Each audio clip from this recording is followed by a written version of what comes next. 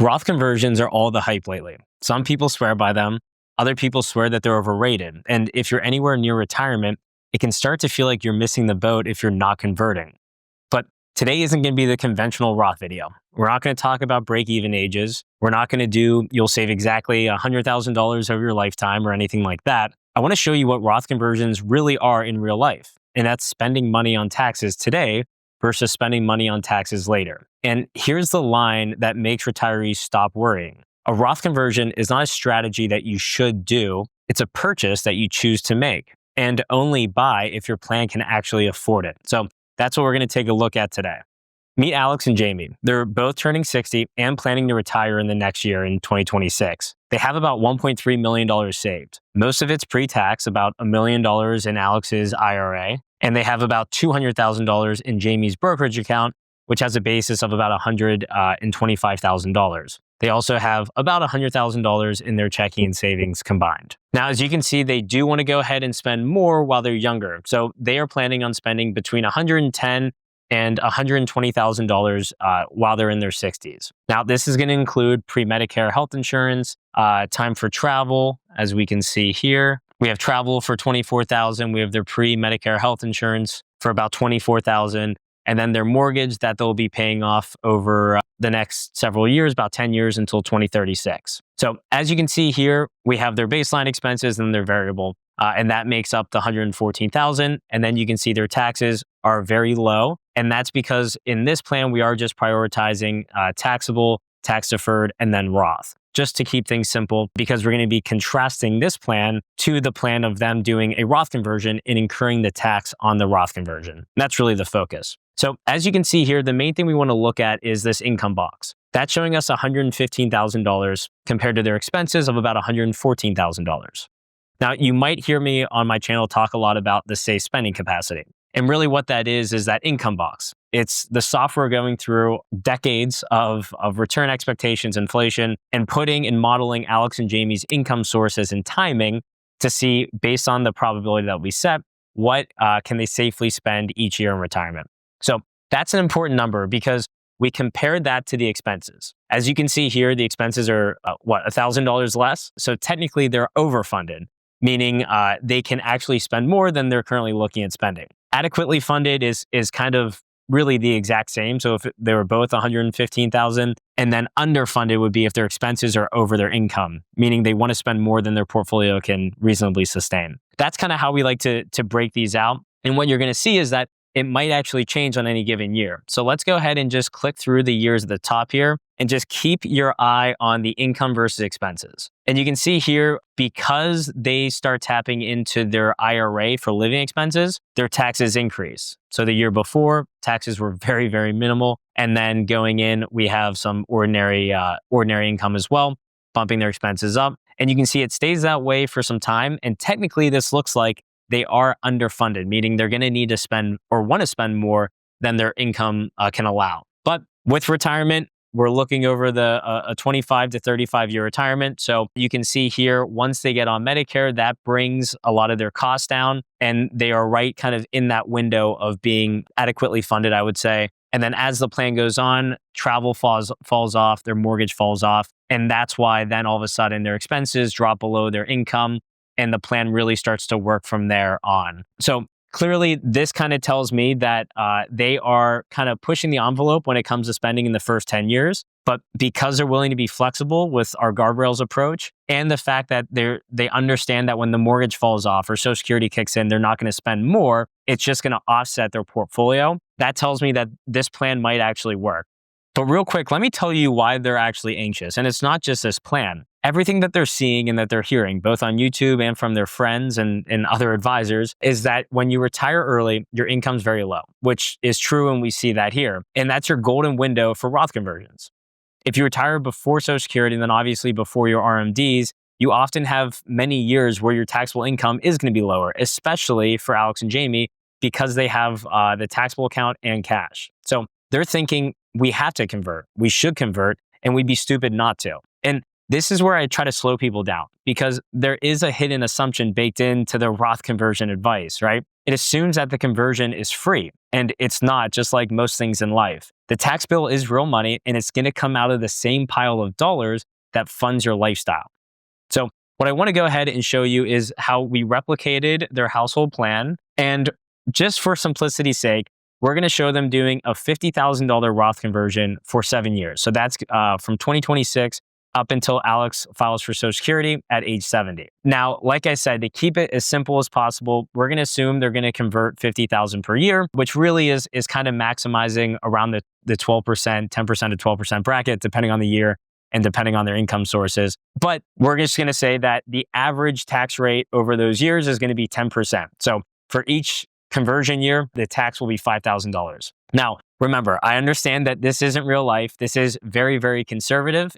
The average might actually be higher. And we're also not considering that they're living in California. So there's going to be state taxes that go into that as well, because Roth conversions are taxable in California. So that's my little disclaimer. Please don't crush me in the comments, but just really trying to illustrate a point here is what I'm trying to get across. So as you can see here, I'll expand their expenses, and you can see we kept everything exactly the same, except now we added the $5,000 Roth conversion tax from 2026 to 2023, or 2033, excuse me. So as you can imagine, because Alex and Jamie were already pretty much maximizing their retirement spending, doing the things that they want to do, travel, gifting, really when they're young and healthy, trying to maximize those dollars. Now we've introduced an additional, basically, expense to their plan in the form of Roth conversions. So you can see here, we talked about wanting to see the discrepancy between income and expenses. And as you can see, unfortunately, it just gets worse, where the expenses supersede the income. And it's clearly showing us that in the first part of their plan, they're pretty adequate or inadequately funded. And then that just continues out. And it wasn't like the original plan where we saw a couple years discrepancy, whether it was an expense that pops up or anything like that. So clearly this tells me that they're at the high end of their spending capacity. And so even though everything around them says that they should be doing a Roth conversion, they actually can't afford that within their plan. And that's really the take-home message. Now, Alex and Jamie, they really have two options now. The first option is that they basically will have to cut their lifestyle expenses. So it might be less travel, fewer experiences, just overall tighter spending right when they're 60 to 67 years old. And they told us that was really the decade that they cared about most and they look forward to most. Then option two is to keep their spending and increase their plan risk by bringing on more expenses in the form of the Roth conversion. So they're going to be pulling more from their portfolio, potentially drawing it down faster and putting more pressure on later years in their plan. Not to mention, they then increase their sequence of returns risk. If the market pulls back and they're pulling even more than the plan says they should be, then they're going to hit their lower guardrail quicker, and it's going to just put the plan into a downward spiral. Now, neither of these options is automatically wrong, even though I understand the second option certainly doesn't sound very fun. But this is the truth that most retirees never see on YouTube. It's that the fact that the cost of the conversion might actually need to be paid with lifestyle dollars, right? Reducing your lifestyle to cover conversions. And I'll say this plainly because I think it is important. You saved your whole life and you finally get to retire early. You shouldn't automatically be reducing your lifestyle in the exact years where you're the healthiest and most able to enjoy it just to prepay taxes for later or to save a dollar later. Now, that doesn't mean never convert. It just means that your plan has to support the conversion without stealing from the purpose of the money, which is not to win tax trivia, but to fund your ideal lifestyle. And that's why Eric Amzalag and myself, we advocate so hard for this on YouTube that, Roth conversions are a tool and they shouldn't lead the plan. I always say you shouldn't let the tax tail wag the dog, and this is a perfect example of it. So what should Alex and Jamie do instead? Well, let's shift the goal from you need to Roth convert in early retirement to let's build an income plan that supports your lifestyle and minimizes avoidable taxes, right? So in 2026, one simple move that they can make that might make sense is pulling ordinary income from Alex's IRA up to the standard deduction for married filing joint. So about $32,200. Done carefully, this can absorb with little to no federal income tax, which is the key. Then they can supplement the rest of their spending from the brokerage account, where most of what they pull out is going to be basis and only part of it's going to be long-term capital gains. Here's where the tax nuance really matters. Long-term capital gains stack on top of ordinary income. So Yes, you can potentially realize gains at the 0% federal rate up to the top of the 0% long-term capital gains bracket. But the more ordinary income you create, the faster you're going to push those long-term capital gains potentially out of the 0% bracket and into the 15% bracket. That's one of the classic tax torpedoes. It's not that capital gains are scary. It's just that the sequencing of your income and where it falls within your Form 1040 really matters. IRA withdrawals, Roth conversions, capital gains, they all interact with each other, as you can imagine. And if you treat them like separate buckets, you might actually step on a landmine. Now, let's layer in real world constraints that matter for early retirees. Health insurance, right? If you're retiring before Medicare, your health insurance isn't just a bill. It can actually be a planning lever. Marketplace subsidies are based on annual modified adjusted gross income, or your MAGI. And here's the key point. Spending cash doesn't lower your MAGI, but spending cash can help you avoid creating additional taxable income that's going to raise your MAGI in the first place.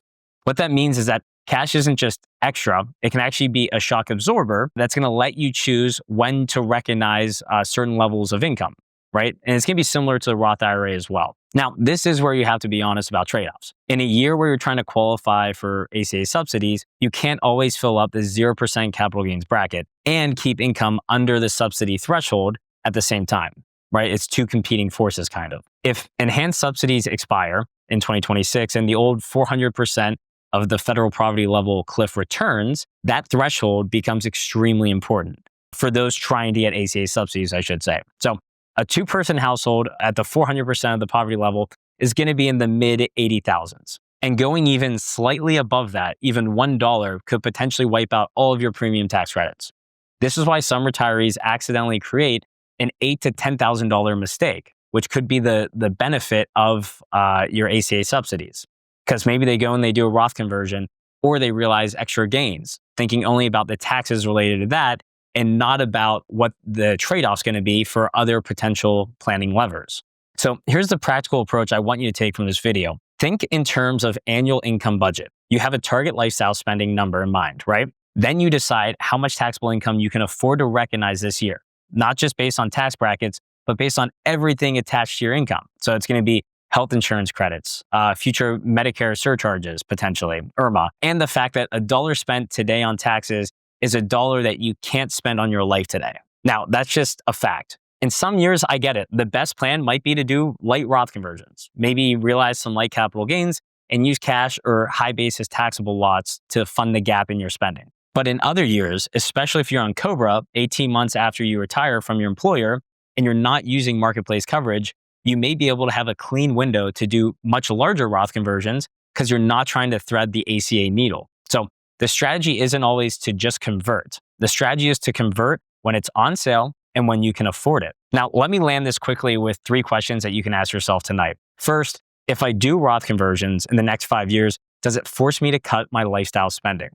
Now, remember, these are going to be your healthiest years of retirement in the years that we all want you to live them up. So if the answer is yes, I would pause. Your plan might be optimizing for taxes at the expense of your life, and we never really want to do that. Second is going to be your real marginal cost of the income this year. So not just your federal tax, but like we said with Alex and Jamie, include state tax and include any pre-Medicare surcharges or any premium subsidies to kind of offset that, and really figure out what are you trying to optimize for and what's going to be the net tax impact of that optimization. Now, third is going to be, do you have the flexibility to begin with, right? If you have cash or high cost basis lots in your taxable account or a Roth IRA or maybe even an HSA, the timing decision and when you recognize income, you have a lot more flexibility within that realm. Families without this flexibility are often forced into bad tax moves, as you can imagine, just because they don't have other options. And financial planning is about creating as many options as possible for you. Now, of course, this case study isn't a recommendation for you. Your situation might be very different. Maybe you have leaky income from dividends and interest that we didn't portray here. Maybe you have large capital gains in your taxable accounts and not just 10 or 20% capital gains. Or maybe you have a pension, rental income, or part-time work that you need to factor in when you're calculating your total income. Maybe one of your spouse is older than the other, and that you might be looking at potentially a widow situation, talking about the widow tax. And so that's going to change the math, as you can imagine. That's why, the ongoing planning in a relationship with an advisor is so important. Now, don't get me wrong, asset management matters. Obviously, that plays into the tax situation. But in my opinion, the real value is the coordination between tax planning, your withdrawal sequencing, health insurance planning on the front end of retirement, and all those different timing decisions like Social Security and when to draw from an account and where, year after year. So you don't actually get hit with a tax torpedo like we've been talking about. So if you want help building this kind of plan, where Roth conversions are treated more along the lines of a purchase and not just something you have to do when you retire early, you can click the link in the description or just scan the QR code on the screen to get set up with a call with my team. And if you want more videos like this, let me know in the comments. I do read them. I don't respond to all of them, but are you more worried about taxes or are you more worried about making mistakes when it comes to health insurance and Medicare? Because these tend to be the two primary drivers for why people reach out. And I'm curious to see what's on your mind. I hope you found a lot of value in today's video. I had fun creating it. And as always, I look forward to seeing you in the next one. Thanks.